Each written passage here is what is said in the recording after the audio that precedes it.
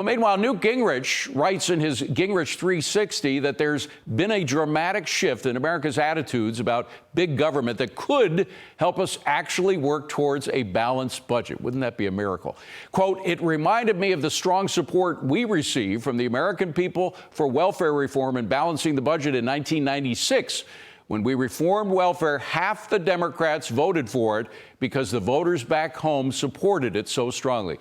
And Newt joins us now to talk about it. Newt Gingrich, former House Speaker and a Fox News contributor, thank you so much for being here. I know you had trouble getting here. Really appreciate your effort. So do you see this as one of those moments that would harken back to when you actually were able, with a very persuasive president, Bill Clinton, to balance the budget? Well, I look back on the fact that we are the only time in the last 100 years that you had 4 consecutive balanced budgets, and the Republicans did it with a Democratic president. So I look at a Republican House, a Republican Senate, a Republican president, and I think, this is a real moment of historic opportunity. It requires, I believe, one big, beautiful bill. It requires moving it early. Certainly by May or June at the latest, because you need the economic growth next year. You need a Trump boom in order to keep the House in the elections in 2026. But what's also exciting to me, we've been working on what Robert F. Kennedy Jr. has called Make America Healthy Again. And we've been looking at what John Goodman has been doing about Make America Honest Again.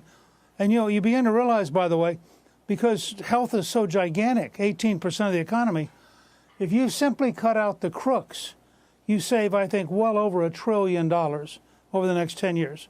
And you start looking at it, when people say to me, how would you pay for the tax cuts? First of all, economic growth pays for a lot of it. But second, I think by reforming health, by making it possible for doctors and patients to work together with less bureaucratic oversight, by making it possible, as Robert F. Kennedy Jr. wants to focus on keeping people healthy. We have a very expensive sick care system, but we don't have a health care system. Yeah.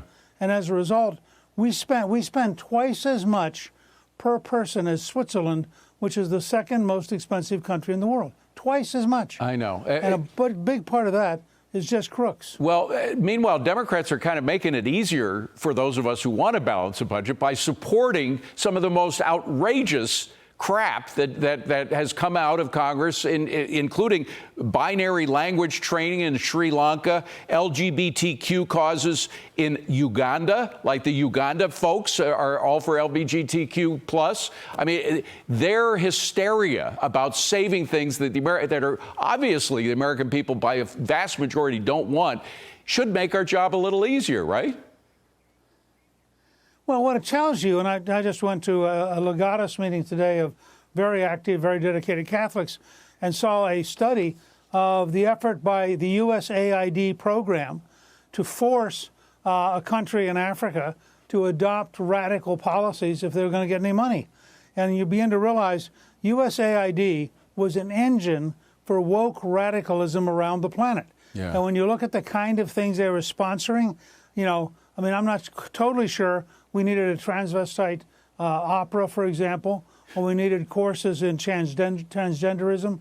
All these things were an effort by the radical left to take our money, use it with the power of our government, and try to radicalize the entire planet. Right. And I think one of the smartest things President Trump has done is close it down, reorganize it, and bring it back in a form where USAID will actually be pro-American and pro-common sense. Newt, they're giving me a rap, but I really want to get it. You mentioned faith, and faith, I think, is going to play a very important role in Trump 2, this second term of Donald Trump. He spoke about his own faith growing, of course, in light of that horrible assassination attempt, the deadly assassination attempt that we saw over the summer. Roll that tape. None of us knows exactly when our time on earth will be over. You never know. A truth I confronted a few short months ago when there was an incident that was not fun. It was not a good thing. but God was watching me. No, honestly, it's a mirror. It changed something in me. I feel even stronger. I believed in God, but I feel much more strongly about it. Newt, in light of that, he's creating a White House faith office in domestic policy. He's also announced a task force to protect Christians. And people don't realize how much antagonism and death and destruction has resulted from direct attacks on Christians, not only in America, but in places like Nigeria and elsewhere. How much will this focus on faith by the president mean to this second Trump administration? Look, I think it means a great deal. I think the speech that J.D. Vance just gave means a great deal. The fact is that you've had on the secular left a hatred of both Jews and Christians. You've had a deep belief that everything we believe in is wrong. You had FBI looking at the idea that if you went to a mass in Latin, you may be a subversive terrorist. I mean, the whole thing was crazy. And I think the degree to which the president really was, I've known him a long time, he was deeply affected by surviving. He does believe, as I do, that it was providential, that he turned at the last possible second to save his life, and that the second effort to kill him, I think, was even deeper. And Speaker Mike Johnson was there when the president was told about the second shooter, and they prayed for 2 hours, the two of them alone, because I think all of a sudden it's really sunk into President Trump how important God is and how important it is that we become once again a nation of faith. Let me just close and say, remember, our Declaration of Independence says we are endowed by our Creator. That's right. Now think about that. Absolutely. This is a nation based on a belief that God has endowed us.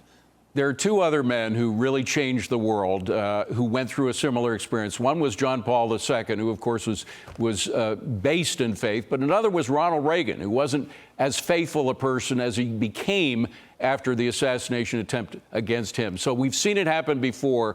Let's pray that it happens again. Newt Gingrich, thank you so much for being here. Have a wonderful Super Bowl weekend. Appreciate you being here.